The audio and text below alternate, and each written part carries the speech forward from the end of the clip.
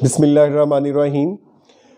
Dear students, dear listeners, hope you will be fine and doing best in your education and learning.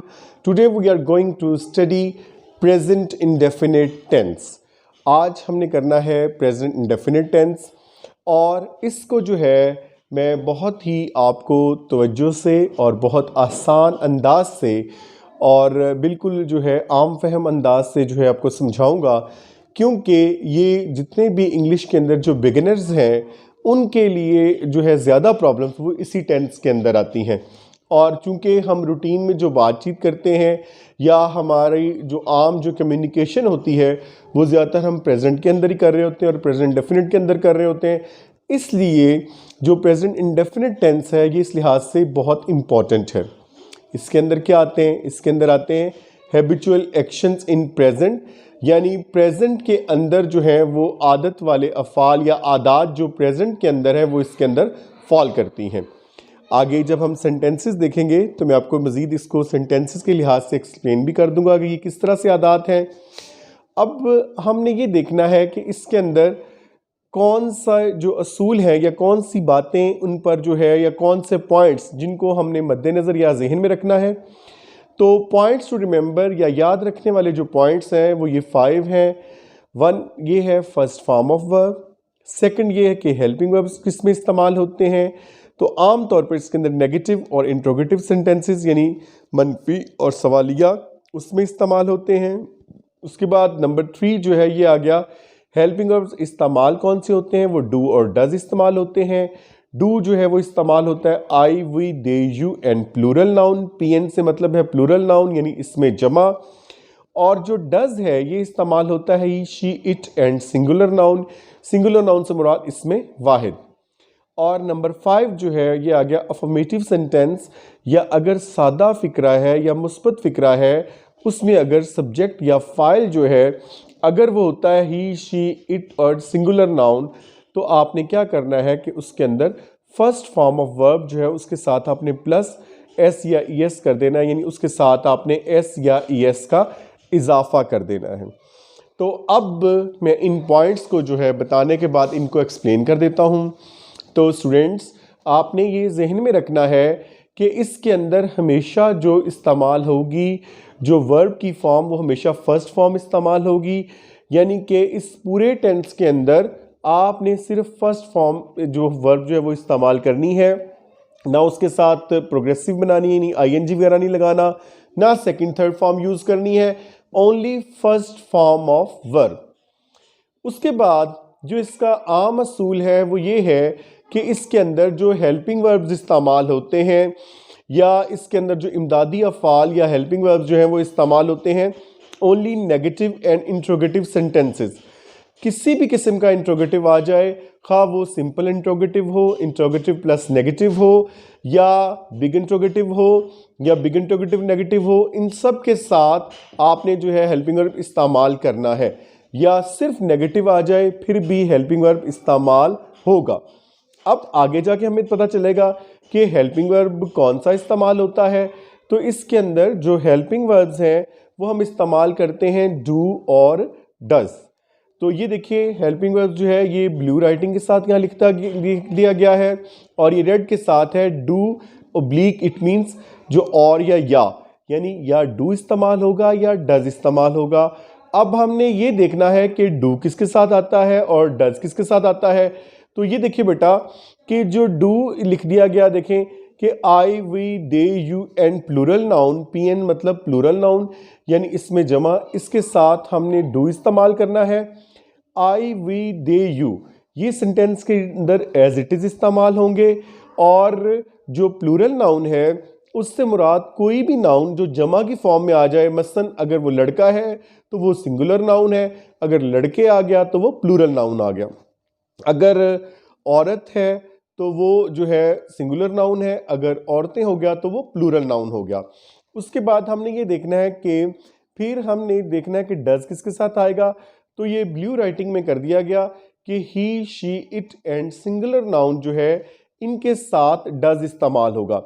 अब does जो है ये इस्तेमाल होगा he she it and singular noun, he she it as it is इस्तेमाल होंगे, और singular noun से मुराद मैंने आपको यहाँ प्लूरल नाउन के साथ भी एक्सप्लेन कर दिया कि वो नाउन जो वाहिद या सिंगुलर होगा वो सिंगुलर के नाउन कहलाएगा। जैसे किताब है, घोड़ा है, और अगर इनकी जमा कर दी जाए घोड़े या किताबें तो वो क्या आ जाएगा, वो फिर प्लूरल नाउन हो जाएगा। तो इस तरह से ये डू जो है ये हमेशा जहन में रख लीजिएगा इन सब्जेक्ट्स के साथ। अगर subject I, we, they, you and plural noun हो तो you put do, and if the subject is he, she, it and singular noun you will use does. और उसके बाद एक पॉइंट जो कि सादा फिक्रे के लिए है या मुस्बत फिक्रे के लिए, जिसको हम बोलते हैं अफर्मेटिव सेंटेंस, उसमें अगर सब्जेक्ट हो ही, शी, इट या फिर सिंगुलर नाउन, यानी ये वाला ग्रुप जिनके साथ डज आया था, अगर ये इन्हीं सब्जेक्ट में से कोई सब्जेक्ट मुस्बत या सादा फिक्रे में होगा तो आपने क्या करना है, आपने वहां पर जो है फर्स्ट फॉर्म ऑफ वर्ब जो है उसके साथ आपने एस या एस का इजाफा कर देना है। लेकिन अगर मुस्बत फिक्रे में ये वाला ग्रुप हो सब्जेक्ट्स का, इनमें से कोई हो आई, वी, दे, यू या प्लूरल नाउन, तो फिर ये असूल लागू नहीं होता। ये सिर्फ इस ग्रुप पर, ये जो यहाँ भी ब्लू में है और यहाँ भी ब्लू में है, इस ग्रुप पर ये असूल लागू होता है। अब देखिए लिसनर्स के व्यूअर्स, ये एक बड़ी इसके अंदर अब एक इम्पॉर्टेंट चीज़ है। अब हमने देखना है इन्हीं असूलों की बुनियाद पर और इसी पहचान पर जो सेंटेंस की है, हमने आगे लेके चलना है सेंटेंस फॉर्मेशन कि इसके अंदर फिक्रा बनाने का क्या तरीका है या सेंटेंस की फॉर्मेशन कैसे की जाती है। तो उसमें आप देखिएगा सबसे पहले तो ये आ जाएगा, ये मैंने एक मुस्बत फिक्रा लिखा कि वो स्कूल जाता है। अब आप देखिए कि ये स्कूल जाता है, ये उसकी हैबिट के मुतालिक पूछा गया है। ये वो काम उसके बारे में बात की गई है जो वो काम बार बार करता है, यानी वो स्कूल जाता है, इसका मतलब वो एक बार नहीं, उसकी वो आदत है। तो ये आगे देखिए ही गोज टू स्कूल। तो बेटा यहाँ देखें ये मुस्बत फिक्रा था, अफर्मेटिव सेंटेंस था, तो इसके अंदर सब्जेक्ट वो जाता है। तो इसका मतलब क्या है कि जाता है वो सिंगुलर है और जो है वो जो है मैस्कुलिन यानी मुजक्कर है। तो आपने उसकी ही ट्रांसलेशन करेंगे और उसके साथ क्या आ जाएगा, ये गोज आ जाएगा। तो गो के साथ ई एस का आपने इजाफा कर दिया तो ये आ गया ही गोज टू स्कूल। उसके बाद नंबर नेक्स्ट आ गया तुम पानी पीते हो। ये भी अफर्मेटिव सेंटेंस है, ना इसमें ना की गई है ना कुछ पूछा गया है। तो इसमें बताया गया कि तुम पानी पीते हो, ये भी यानी तुम्हारी आदत बताई गई है। तो क्या आ जाएगा, यू ड्रिंक वाटर। यहाँ ड्रिंक के साथ एस या एस नहीं लगा। उसकी वजह क्या है, उसकी वजह ये है कि ये जो सब्जेक्ट जो है यू, ये इन ग्रुप में से नहीं है, यानी ही, शी, सिंगुलर नाउन में से नहीं है। तो ये इसका जो है वो तरीका है। आगे आप देखिए मैं झूठ नहीं बोलता हूँ। तो आपने देखा कि यहाँ से ये नेगेटिव सेंटेंस हो गया कि उसमें निगेट किया गया है या ना किया गया है, और जब ना किया जाएगा तो नेगेटिव सेंटेंस हो गया, और जब ये नेगेटिव सेंटेंस है तो उसके साथ फिर हेल्पिंग वर्ड लगेगा। अब वो हमें सब्जेक्ट बताएगा कि हेल्पिंग वर्ड कौन सा, डू लगना है या डज लगना है। तो मैं झूठ नहीं बोलता हूँ, आए है, आए के साथ आप देख लीजिए, यहाँ से आपको पता चल जाएगा आराम से कि आए जो डू है ये आए के साथ डू लगेगा। तो ये आ गया I do not tell a lie, मैं झूठ नहीं बोलता हूँ। तो ये देखिए सब्जेक्ट, हेल्पिंग वर्ब, फिर नॉट और फिर फर्स्ट फॉर्म ऑफ वर्ब और आगे ऑब्जेक्ट आ गया। आगे देखिए बच्चे मैदान में नहीं दौड़ते हैं। तो यहाँ आ गया देखिए अब बच्चे भी जमा है और उसके साथ भी क्या है, ये डू ही लगेगा क्योंकि ये प्लूरल नाउन आ गया। तो क्या आ गया, the children do not run in the ground. तो आपने देख लीजिएगा कि ये जो प्लूरल नाउन है उसके साथ भी देखेंगे आपके ये डू लगेगा। हाँ, अगर इसी को यूं कर दिया था कि बच्चा मैदान में नहीं दौड़ता है तो फिर कहना था अ चाइल्ड या the child does not run in the ground. तो ये तरीका आ जाता है। उसके बाद देखिए बेटा अब हमारा नेक्स्ट आ गया, ये हमारे आ गए जी अब जो है इंट्रोगेटिव सेंटेंसेस। इंट्रोगेटिव ये पहले सिंपल यानी जिसको हम आम सवालिया बोलते हैं, ये वो सेंटेंस होता है, पहचान के लिए आपको बता देता हूँ कि जिनका जवाब आप सिर्फ येस नो में दे सकते हैं। तो इसका जो है इसमें क्या होता है कि सिर्फ हेल्पिंग और स्टार्ट में लाने से सेंटेंस जो है वो इंट्रोगेटिव या क्वेश्चन वाला हो जाता है। तो ये देखिए जैसे क्या अली क्रिकेट खेलता है, तो क्या आ गया, does Ali play cricket. Does देखें सबसे पहले आ गया हेल्पिंग वर्ब, फिर सब्जेक्ट, फिर फर्स्ट फॉर्म ऑफ वर्ब और फिर ऑब्जेक्ट। तो क्या अली क्रिकेट खेलता है, डज अली प्ले क्रिकेट। ये इस तरह से इस्तेमाल हो गया, ठीक है जी। और एंड में क्वेश्चन मार्क। देखिए आगे आगे क्या लोग सब्जियां खाते हैं, ये भी आप देखेंगे आम सवाल ये है। Because we can answer in yes और no. Because if the people eat vegetable we will see say yes, if they don't eat we say no. क्या लोग सब्जियां खाते हैं, तो यार देखिए डू आ गया हेल्पिंग वर्ब स्टार्ट में, do the people eat the vegetables, तो एंड में क्वेश्चन मार्क।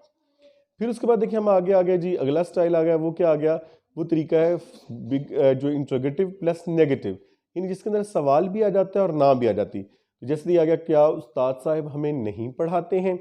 अब इसमें जो है देखिए कि सवाल भी आ गया और ना भी, तो हेल्पिंग वर्ब तो लगेगा। जब सवालिया है तो हेल्पिंग वर्ब स्टार्ट में आ जाएगा और नॉट जो है वो सब्जेक्ट के बाद आ जाएगा। तो ये आएगा देखिए, क्या उस्ताद साहब हमें नहीं पढ़ाते हैं, तो आएगा does the teacher not teach us. ये हेल्पिंग वर्ब आ गया डज, फिर ये सब्जेक्ट आ गया द टीचर, उसके बाद नॉट आ गया और फिर वर्ब और फिर उसके बाद ऑब्जेक्ट। तो ये अगर does the teacher not teach us, यानी क्या उस्ताद साहब हमें नहीं पढ़ाते हैं। और उस्ताद साहब जो है ये एहतराम के लिए बोला गया, और ये आपको पता है कि असल लफ्ज़ उस्ताद है, लेकिन ये उस्ताद ज़्यादातर इस्तेमाल होता है, तो ये वही टीचर ही है। आगे अब देखिए, क्या आलिया खाना नहीं पकाती है। अब आलिया सिंगुलर नाउन है, तो सवालिया है और फिर मनफी है। तो आप देखेंगे कि इसमें डज से शुरू हो जाएगा, does Alia not cook food, तो ये इस तरह से इस्तेमाल हो जाएगा। तो इसमें आप देखिए कि ये आ गया सवालिया भी और मनफी भी। और आलिया सिंगुलर नाउन है, ये देखिए सिंगुलर नाउन, तो सिंगुलर नाउन में आपने देख लिया है कि उसके साथ जो है यहाँ पर हमारा असूल के उसके साथ हमने डज इस्तेमाल करना है। उसके बाद अब आगे देखिए, आ गया बिग इंट्रोगेटिव। अब जैसे देखिए ये फिक्रा है, इसमें भी सिर्फ क्या ही इस्तेमाल किया गया है, लेकिन ये आम इंट्रोगेटिव नहीं है, ये बिग इंट्रोगेटिव है, या डबल जिसको इंट्रोगेटिव बोलते हैं। जैसे देखिए, तालिबात क्या लिखती हैं।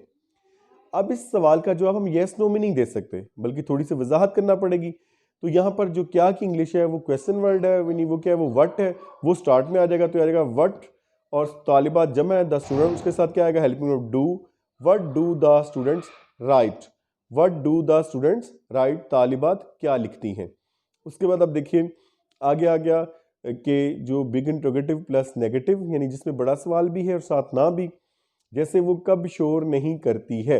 अब इसमें आप देखें कि अगर नहीं हटा दें तो फिर भी इसका जवाब यस नो में नहीं दिया जा सकता, इसलिए ये बिग इंट्रोगेटिव है और साथ नहीं का इस्तेमाल हुई, सब्जेक्ट के बाद नॉट का इस्तेमाल आ जाएगा। तो ये आ जाएगा वो कब शोर नहीं करती है, तो ये आ जाएगा when does she not make a noise. तो देखिए सबसे पहले क्वेश्चन वर्ड आ गया यानी व्हेन, फिर हेल्पिंग वर्ब यानी डज आएगा, क्योंकि वो अगर करती है तो इसका मतलब वो शी है। तो व्हेन डज, फिर शी आ गया सब्जेक्ट, और फिर नॉट नहीं, तो मेक अ नॉइज, वो कब शोर नहीं करती है, when does she not make a noise. तो डियर लिसनर्स, उम्मीद है कि आपने ये सारा जो है आप देखें, आपने इसे जो है ज़हन नशीन कर लिया होगा। इसको तवज्जो से देखिए, और इसके बाद जो है आप एक छोटी सी असाइनमेंट भी करें कि आप जो है इसी असूल को मद्देनज़र रखते हुए अपनी रोज़मर्रा की कम्युनिकेशन, उसमें आप इंग्लिश का इस्तेमाल कीजिए। लाइक जैसे देखें कि you can tell I go to bazaar, I buy pen from the shop. The students play in the ground.